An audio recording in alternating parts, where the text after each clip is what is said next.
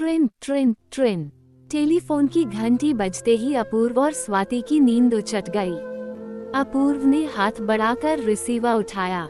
उधर की बात सुनते ही उसके मुंह से घबराहट भरा शब्द निकला, क्या? स्वाति चौंक कर उसका चेहरा देखने लगी। साथ ही उसके चेहरे पर उभरे भाव को पढ़ने व टेलीफोन की बातें सुनने की भी कोशिश करने लगी। कुछ पल बाद अपूर्व रिसीवर क्रैडल पर रखते हुए बोला, विवेक का फोन था, मोनू बहुत सीरियस है, हमें तुरंत बनारस चलना होगा। क्या हुआ उसे? स्नेहा कैसी है? अभी तक तो वह ठीक ठाक है, पर अगर भगवान न करे ऐसा कुछ हो, मोनू को कुछ हो गया तो तुम समझ सकती हो कि स्नेहा की स्थिति क्या होगी। ऐसी स्थिति में उसके परिवार में एक अजीब संकट उत्पन्न हो जाएगा। स्नेहा का एक ही बेटा है मोनू, और वह ऑपरेशन भी करा चुकी है। भगवान न करे ऐसा कुछ हो। स्वाति ने पास लेटे सोनू को देखा।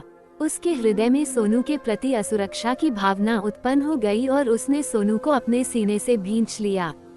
चलो जल्दी तैयार हो जाओ। अपूर्व लिहाफ से बाहर निकलने लगा।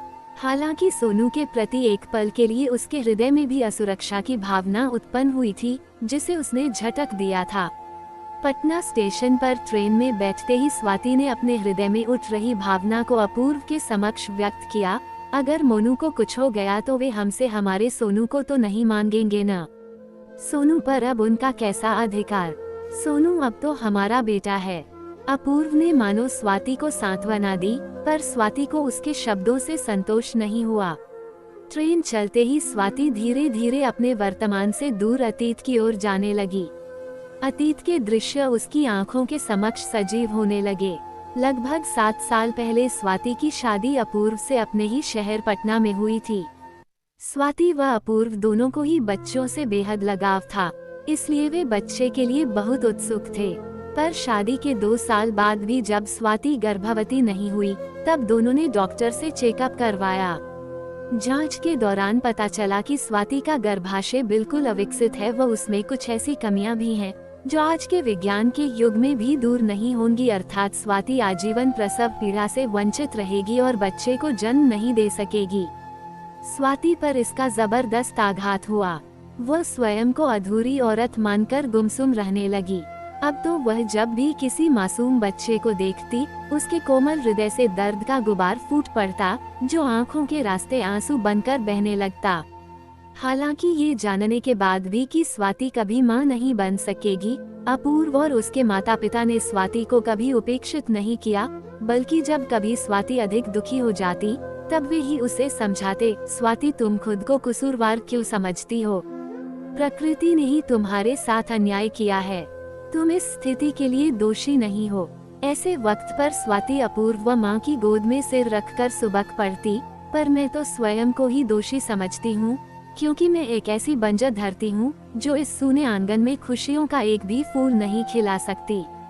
अपूर्व भी दिन ब दिन गंभीर होती जा रही स्वाति की स्थिति से चिंतित रहने लगा था।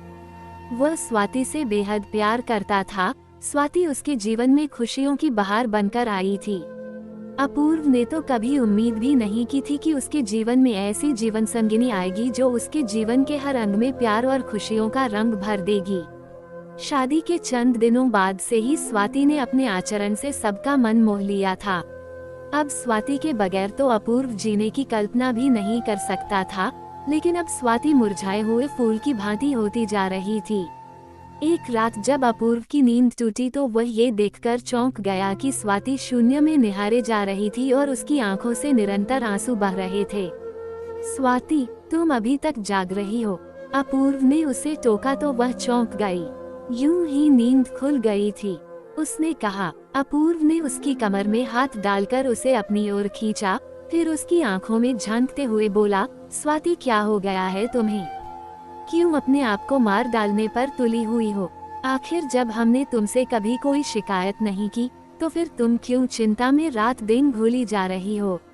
आप सब हमसे कोई शिकायत नहीं करते, ये आप सबकी महानता है। पर क्या मैं आप सबका दर्द नहीं समझती? क्या आप बाप नहीं बनना चाहते? क्या मांझी बाबूजी नहीं चाहते कि उनके भी पोते पोतियां हों, जो उन्हें दादा दादी कहें? स्वाति सिसकने लगी। जो उनकी गोद में खेलें, जिनकी किलकारियों से इस घर का सूना आंगन गूंज उठे। अपूर्व उसके आंसुओं को पोंछने लगा। इंसान बहुत कुछ चाहता है स्वाति, पर ये जरूरी नहीं कि हर इंसान की हर चाहत पूरी हो ही जाए। खुद पर काबू रखो। इस दुनिया में ऐसे बहुत से लोग हैं जो बच्चों के बगैर भी जी लेते हैं, पर आखिर आपका वंश आगे कैसे बढ़ेगा? देखिए, एक बात कह रही हूँ, आप मेरा मोह छोड़ दीजिए और आप दूसरी शादी कर। अपूर्व ने उसके होठों पर उंगली रख दी।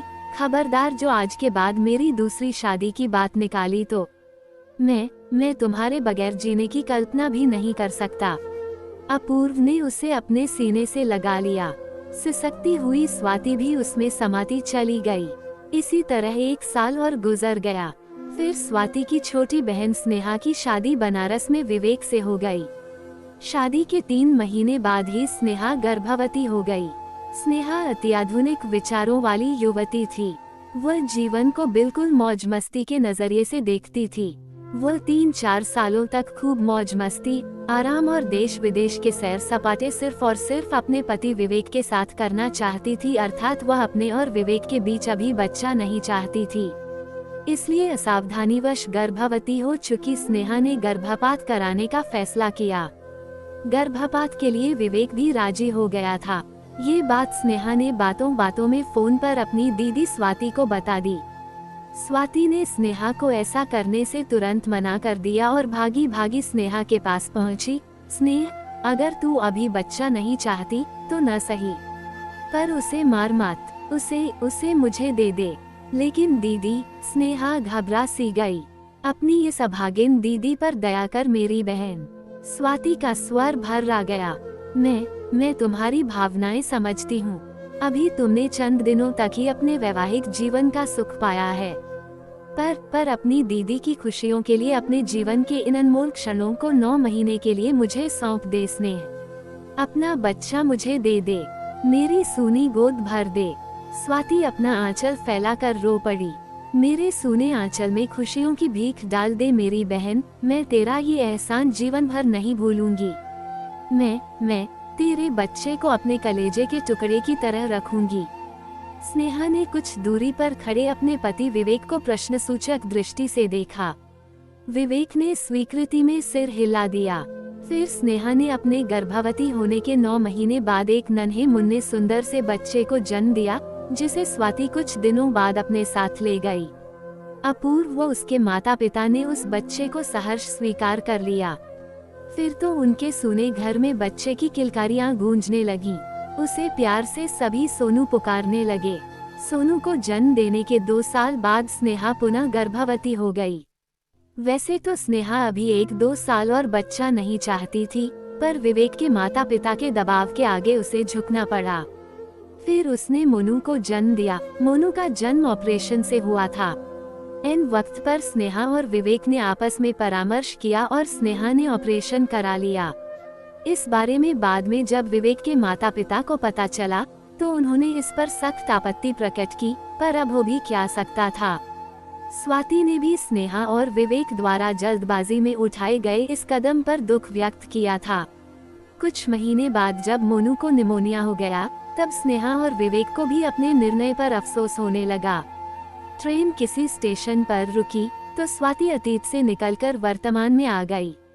कुछ घंटों के सफर के बाद जब वे स्नेहा के बंगले पर पहुंचे, तब बाहर खड़े कुछ लोगों के आंसू भरे चेहरे और अंदर से दिल दहला देने वाली स्नेहा के रुदन से वे सब कुछ समझ गए। स्वाति सोनू को अपूर्व के हाथों में थमाकर अंदर भागी। स्नेहा पागल सी हो गई थी। स्नेहा के माता पिता व विवेक उसे संभालने की कोशिश कर रहे थे। स्वाति को करीब देखकर वह उससे लिपट गई। दोनों बहनें विलाप करने लगीं। अपूर्व उन्हें समझाने की कोशिश कर रहा था। स्वाति खुद पर काबू रखकर स्नेहा को सांत्वना देने लगी। तभी स्नेहा की दृष्टि सोनू पर गई तो एक पल के लिए उसके आंसू थम गए। उसने अपूर्व की गोद से सोनू को झपट लिया और उसे चूमते हुए पुनः रोने लगी। स्वाति अपलक उन्हें देखती रही। अचानक सोनू रोने लगा। विवेक ने सोनू को उससे ले लेना चाहा, पर स्नेहा ने मना कर दिया और उसे चुप कराने लगी। धीरे धीरे सोनू चुप हो गया। अपूर्व व स्वाति की दृष्टि मिली और फिर झुक गई। वक्त गुजरने लगा। स्नेहा धीरे धीरे सामान्य होने लगी। अब सोनू अधिकांशतः स्नेहा के पास ही रहता। वह स्नेहा को पहचानने लगा था। अपूर्व स्वाति व सोनू को कुछ दिनों के लिए स्नेहा के पास छोड़कर अपने घर चला गया था। इस दौरान घर में हर आने जाने और रहने वाला सोनू के संबंध में ये जिक्र जरूर करता कि सोनू स्नेहा का ही बेटा है। इस तरह की बातें सुन सुनकर स्वाति का दिल जोरों से धड़कने लगता और उसे घबराहट होने लगती। एक दिन अपूर्व का फोन आया। उससे बात करने के बाद जब स्वाति पलटी तब पास खड़ी स्नेहा ने उसे प्रश्नसूचक दृष्टि से देखा। कल वो मुझे ले जाने के लिए आ रहे हैं, स्वाति ने कहा तो स्नेहा उदास हो गई और बिस्तर पर सो रहे सोनू को देखने लगी।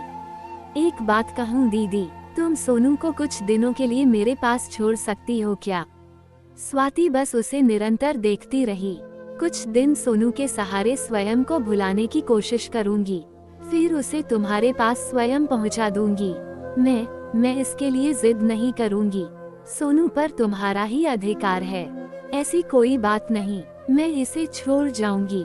स्वाति ने किसी तरह कह तो दिया, पर उसके मन में सोनू के प्रति असुरक्षा की भावना बरबस ही प्रबल होने लगी थी। अगले दिन अपूर्व आ गया। स्वाति ने जब उसे स्नेहा की इच्छा से अवगत कराया तब वह भी सोच में पड़ गया। ऐसी स्थिति में इनकार करना भी तो ठीक नहीं होगा। वह सिर्फ इतना ही कह सका। अपूर्व उसी दिन लौट जाना चाहता था, पर स्नेहा ने एक दिन के लिए उसे रोक लिया। रात के 10 बज चुके थे, पर विवेक अभी तक घर नहीं लौटा था। वो किसी काम से बाहर गया हुआ था। अपूर्व व स्वाति स्नेहा के कमरे में बैठे उससे बातें कर रहे थे और विवेक के आने की प्रतीक्षा भी। घर के लगभग सभी सदस्य सो चुके थे। उसी समय पास वाले कमरे से विवेक की मां की आवाज सुनाई दी। आजकल के लड़के लड़कियां बगैर लगाम के हो गए हैं, जो मर्जी में आता है वही करते हैं, हमारी तो कोई सुनता ही नहीं। दोनों बहुत मॉडर्न बन रहे थे। लो अब भुगतो ज्यादा मॉडर्न बनने का नतीजा। दुष्ट लड़की कहा करती थी कि पहला बच्चा अभी नहीं और दूसरा बच्चा कभी नहीं। ज्यादा चालाक बनने का यही नतीजा होता है। ये विवेक के पिताजी की आवाज थी। अरे इनकी हिम्मत की तो दाद देनी पड़ेगी। माँ कह रही थी पहला बच्चा पैदा करके बगैर हमसे कहे सुने अपनी बांझ बहन को दे दिया और अब खुद ही बांझ हो गई। अपूर्व, स्वाति व स्नेहा की नजरें मिली और फिर झुक गईं। मैंने तो सुबह विवेक से साफ साफ कह दिया था कि यदि अपनी मॉडर्न बीवी को घर में रखना है तो वह अपनी दीदी से हमेशा के लिए अपना बेटा मांग ले, वरना उसे इस घर से हमेशा के लिए जाना होगा और तुझे दूसरी शादी करनी होगी। माँ चिल्ला रही थी। मैंने भी विवेक से साफ साफ कह दिया है कि यदि अब की उसने अपनी बीवी का पक्ष लिया और हमारी बात नहीं मानी तो मैं उसे अपनी सारी संपत्ति से बेदखल कर दूंगा।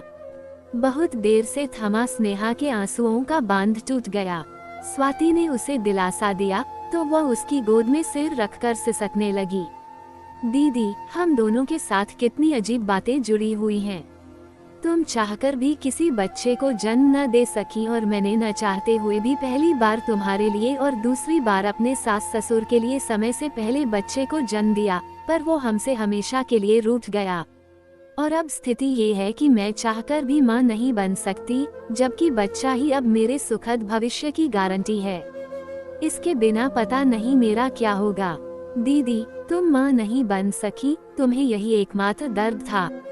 तुम्हारे पति व सास ससुर फिर भी तुम्हारे साथ थे। वे तुम्हारी भावनाओं को समझते हैं और समझते रहेंगे, क्योंकि वे महान हैं, पर मेरा भाग्य इन विशेषताओं से वंचित है। विवेक का व्यवहार भी मोनू के जाने के बाद बदला बदला सा लग रहा है।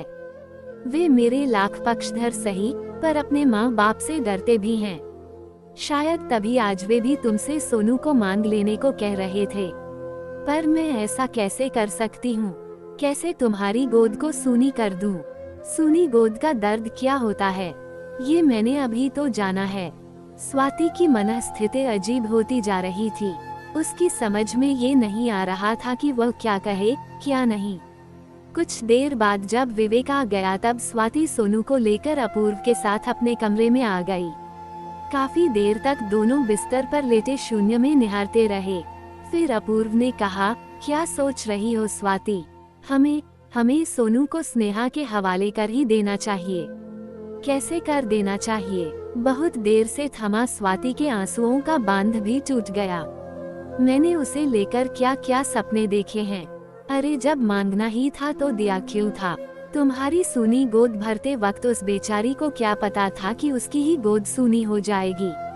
आज उसका जीवन एक ऐसे दोराहे पर खड़ा है जहां से एक रास्ता उसके अंधकार में भविष्य की ओर जाता है, तो दूसरे रास्ते में सोनू एक उम्मीद की किरण बनकर दिख रहा है।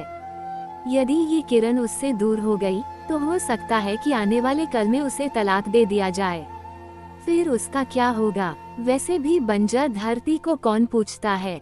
कुछ पल के लिए रुककर उसने पुनः कहा, जरा इस बात पर भी गौर करो स्वाति की कल को बड़े होने के बाद सोनू को जब ये पता चलेगा कि यदि तुम उसे उसकी माँ स्नेहा को सौंप देती तो उसे जन्म देने वाली उसकी माँ का जीवन बर्बाद होने से बच जाता, ऐसी स्थिति में क्या तुम्हारे प्रति उसका सम्मान कम न हो जाएगा?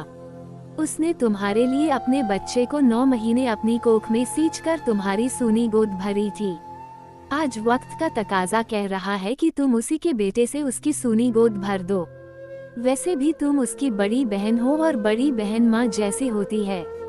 स्वाति पास लेटे सोनू को आंसू भरी आंखों से निहारती रही, फिर बोली, मांझी बाबूजी ने इस निर्णय का विरोध किया तो वे असाधारण व्यक्तित्व के स्वामी हैं स्वाति। हमारे फैसले का वे खुले दिल से स्वागत करेंगे। तुम्हारे इस निर्णय से उन्हें तुम पर गर्व होगा। सिसकती हुई स्वाति कोई जवाब देने की बजाय सोनू को अपने सीने में इस प्रकार छिपाने लगी मानो कोई उसे छीन लेगा। सुबह विवेक व स्नेहा के साथ अपूर्व व स्वाति स्टेशन के लिए रवाना हो गए। ट्रेन ने जब सीटी दी तब स्वाति अपूर्व की बाहों से सोनू को लेकर बुरी तरह चूमने और बिलखने लगी। स्नेह मेरी बहन, तेरी अमानत मैं हमेशा हमेशा के लिए तेरे हवाले कर रही हूँ। इसे संभाल कर रखना। स्वाति ने सोनू और उसके सामान से भरे बैग को स्नेहा के हवाले किया और लगभग दौड़ती हुई चल चुकी ट्रेन में चढ़ गई। उसके पीछे अपूर्व भी ट्रेन में चढ़ गया। सीट पर बैठते ही स्वाति पुनः फफक उठी। अपूर्व उसके आंसुओं को पोंछने लगा, पर उसकी आंखें भी छलक पड़ी थीं।